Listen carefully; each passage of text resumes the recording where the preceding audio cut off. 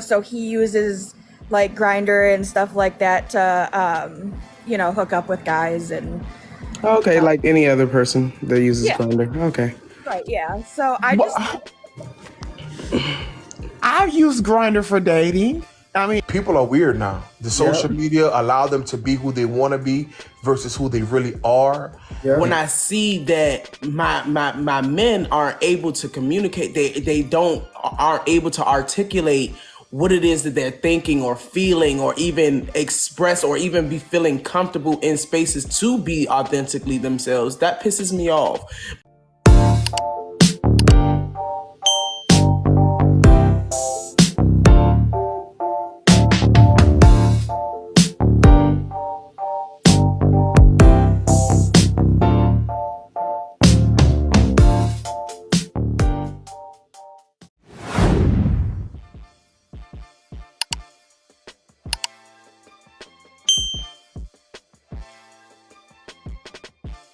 how are you? good. How are you? I'm doing well, love. Good. So I just wanted to like discuss with you some of the things that you have on your list. So, Okay. I do think Grindr could be dangerous, just like any other dating app out there. Like you're taking a risk either way, whether it's Grindr, Tinder, men, women, trans, whatever pronoun they go by. Like you're taking a risk meeting a stranger, inviting them to your house, going to their house for a hookup. No matter what you identify as, it's a risk, period. So let me ask you this. So is there any way that you can see that those risks can be minimalized? Like that we can bring the risk down so that way people can meet? Because as you know, for the LGBTQ plus, it's hard for us to date like normal. It's hard for us to determine, okay, this person is, and that could be unsafe as well. So how can we make dating online a safer place? What can we do for ourselves? Well, I think really it's hard because like anybody can act like sweet and cool, and then you get there and like like serial people, like they can lure people in there. There are a few that did that. So I don't know what precautions people can take, especially like the LGBTQ plus community, just because like the only thing I can maybe think of is if like dating apps or hookup apps like implemented some kind of like quick background check or some kind of security screen before like someone's allowed to make an account. What's up, you messy bitch? Hi, Tess. How are you doing? Hey, Stinkerbutt. Good morning. Good morning. So right now, me and Liz right now is talking about how Grindr is dangerous, or dating apps in general can be dangerous. Liz, what you know about Grindr? Oh! I have a lot of friends in the community. I'm part of the community, and one of my closest friends is part of like the, I don't know if I can say this word, but the kink world. Okay. Yeah. Okay. That's okay. And he doesn't like want relationships and stuff, so he uses like Grindr and stuff like that to hook up with guys and Okay, like any other person that uses Yeah. Grindr. Okay. right, yeah. So I've used Grindr for dating. I mean, it doesn't always work out, but Okay, so on a scale of 1 to 10, how often does Right. it work out? girl, about a 2. Yeah, so anyway, I don't call it a dating app. I call it a fucking app. Anyway. yeah, that's exactly what most people on Grindr are looking for. If you want dating, not you better go to Facebook. No, Yeah. okay, so I am on Facebook dating, right? And one of the very first messages that I received was, "I'm home alone. Can you come fix that?" Ooh. Now he was fine, baby. He was fine. But I'm like, that's not what They I'm be here fine for. on Facebook. I be like, ooh, Yes, they do be why fine. you so fine? Facebook does have some of the best matches, but they're always, I don't know if it's for you guys, but like for me, it's people in like different states most Nope, of the time. So I get a lot of those too, but I also set my preferences to like around me. So like, Yeah. but what I did just realize is that I'm scarred a little bit from Facebook dating because now I'm a little traumatized. The one dude that I did, like the first dude that I ever met on Facebook dating ended up low-key being like a soul tie, and yeah, like it's deep. It got deep. Like me and that individual are like really, really close, but at the same time, it's just really hard to deal with them, in a sense because Hey, Moody. it's just. Yeah, I'm leftovers. How you doing, beautiful? But I'm Facebook doing dating is good. definitely. Thank you I for just want to the answer one bracelet. question. What's up? When can I take you out on a date? Oh my god! You know what? I've actually started dating again because I haven't dated in a long time. So the 5 years that I've been single and working on me, now I'm getting back out there and I'm trying to date. So, deal. Where you from? So I live in Fort Lauderdale. So, Oh, this is ghetto. so for one, I don't travel. I don't travel. I mean, I'm not paying for no TikTok is the flight to new go dating meet app. somebody. Period. So I try to date in my area. Now, don't get me wrong. I have taken flights, but She gotta get flued out. She a flued out girl. no. Yeah. But so how can we make dating online safe? Or what can we do to date safely? Like, is there any precautions that you guys would tell Can I be anybody? honest with you? I think, to me, I'm a little old. I'm 40. I'll be 41 in a few days. I think dating online has really, really killed the vibe of Yes. really knowing how to socialize in public and socializing with people and interacting with people. I went to therapy for 2 years, me and my ex, and I am in the healing process because I was playing with you, all jokes aside. No. That's crazy. I'm an educator by vocation, but I stopped teaching school. I was driving trucks at Mona 18 when I was pulling tankers for a little while. And I used to meet this guy because I was local. I was doing diesel accounts. And I had met this guy. He was working for FedEx. And I thought it was attractive. So I approached him. I asked him for his phone number. He gave it to me. We talked. We was together for like 5 years. Oh, wow. Recently, 2 years ago. And it was on some shite shit he did. But like I said, he didn't even know how to Communicate. he didn't know how to, communicate. Like they're texting. I don't talk on the phone, I text. Well, I told him, well, look, you ain't gonna never ever talk to me then because I don't text people all day. If I'm trying to get to know you, I don't need to text you all day. I need to socialize with you. And I think social media has done these type of things. And then people don't want to work on relationships now because it's so easy for you to get online, press a button, bust a nut, and be done.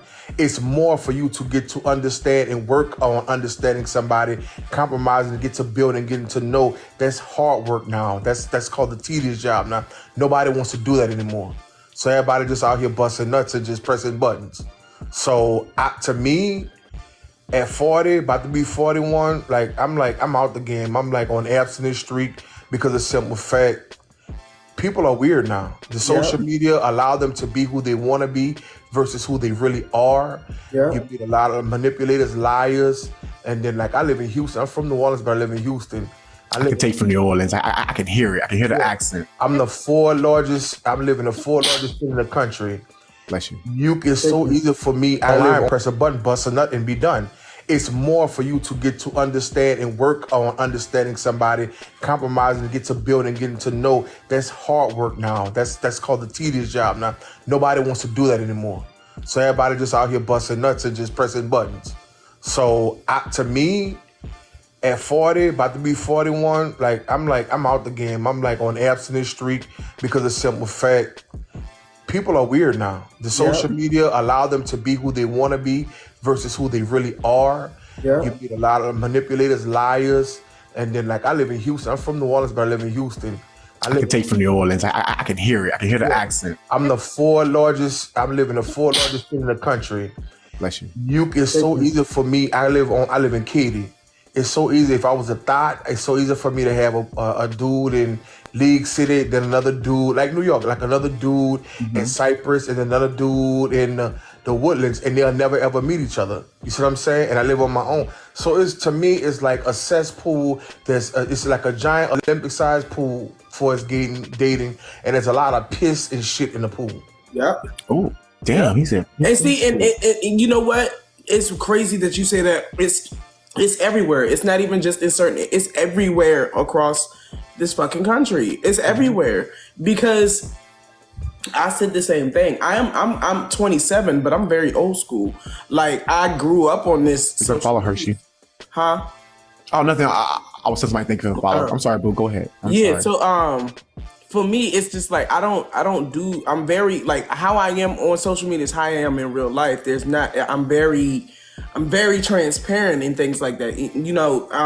And then for my age, I also noticed that I'm very emotionally mature too, because I know how to communicate things that I feel. I know how to communicate my thought processes. I have no problem, you know, talking about certain things. And a lot of people in my age range and younger have that hard ability to talk, right? But I'm not even just saying in my age range, just men for me really that I've come across, period, just don't have the ability to really communicate effectively, but have the highest demands on the planet. You see what I'm saying?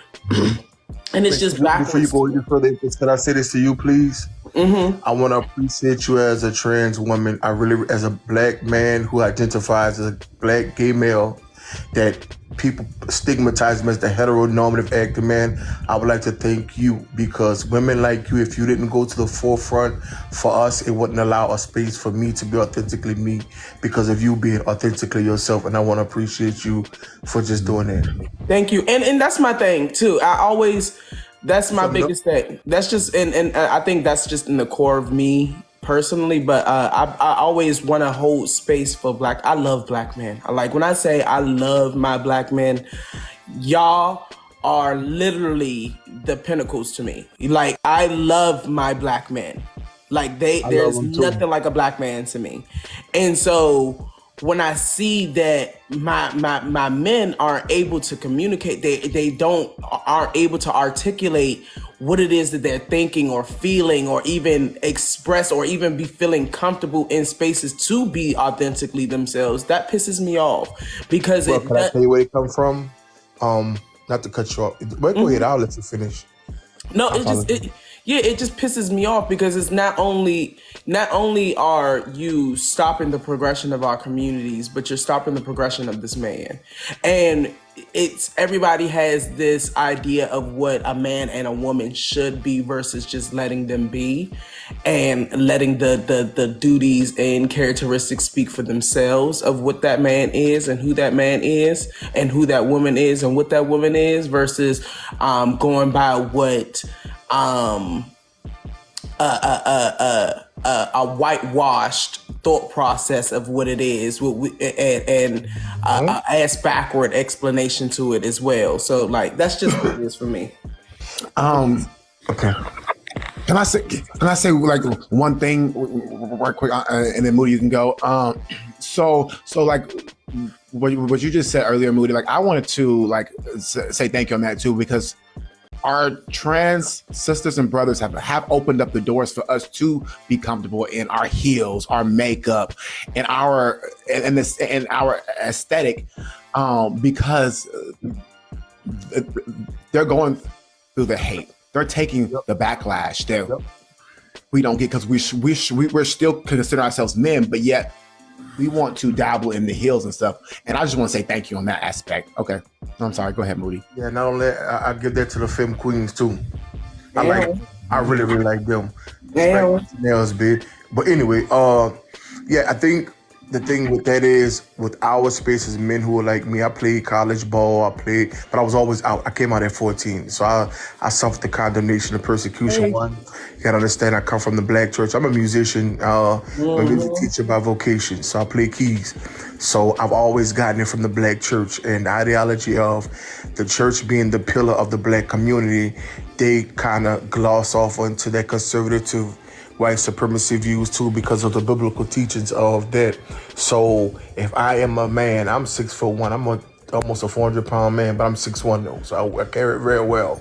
So my ideology, according to them, is I'm a man. This big Rick Ross beard, these long dreads, there's no way I'm sitting here with nails on and rocking. Even I don't do that. That's not me. That's the ideology. So I better be coming home, even in the LGBT, because see, they take some of that stuff too and make it heteronormative. So I better be coming home. Mama, may I have cookie? No, No, bye. Roll Bye. back to kitchen. So I better come home to somebody like Empress, or I better come home to somebody as feminine as you. Making two masculine men, or Empress could go home to another feminine presenting or transgender woman like herself. So we have these ideologies in our mind. Or if I'm a top, I better not be with no man that's masculine. I mean, I better not be with nobody that's feminine. And if you're gonna be my top, you're gonna be masculine. And if I'm be your bottom, you're gonna be masculine. I'm gonna be feminine. It's these ideologies that the community has presented itself. And like with people like me, you know, we were afraid because one, how we deal with sometimes. Davio. Who got an echo? Can they mute, please? That's him. So we have these ideologies as men, especially like some of us who interact with some man. Block him. Yeah, that's the troll. Yeah. Drop. So the ideology of us, me. Even me, I took a leap of faith because I fell in love when I was dog puppy love. So I was willing to risk it all. So that's why I came out. But I didn't grow up even though I was upper middle class and black, I was heteronormative. I was a sport. I would play sports. I played football. I ran track. I did all these things. So for me to come out, I was young. I had no problem. But think about the athlete who's very, very popular, who might live in the hood, who might, you know what I'm saying? They don't have no room because they'll get hurt. So what do they do? That's it. Sorry to cut you off, Woody, but that's where I was getting to. Yeah. Is that because I like a lot of the men that I consider myself, yes, I am trans, but I consider myself a heterosexual woman because I am only attracted to men. Yeah. I am only attracted to masculinity too. Yeah. And so I am that's what it is. And the men that I'm usually attracted to, again, black men, it's hard because of the stigma that black men have to deal with while dealing with trans women, right? I have one dude now who got kids, family, and all of them know me. Like, they've seen me, they've had interactions with me, but he's just not in a space to take what we had seriously because of what was going on. He talked to me about it. He was like, I'll be looked at as gay regardless. And that's not, he's like, he's like, it has nothing to do with you, but it's just something I'm still trying to work through. He's not strong enough for that. He ain't. It ain't. Because again, I understand because it's a trickle-down effect. It can affect his kids. It can affect his relationships with his parents, his family, all of these things that he has attached to him, right? And he also sees himself as like this leader of his mom. He has to take care of his youngest brother because he feels like he's the only father that he had. So he feels like he has all of this responsibility. And I told him, I was like, the only responsibility you owe anybody and have is to your kids and to yourself, not to anybody else. Right. And you have failed to realize that. And until you realize that, I can't be a part of that. You see what I'm saying? I can't watch someone so close to me not be freed and be in chains like that and have to go through their life living in a shadow.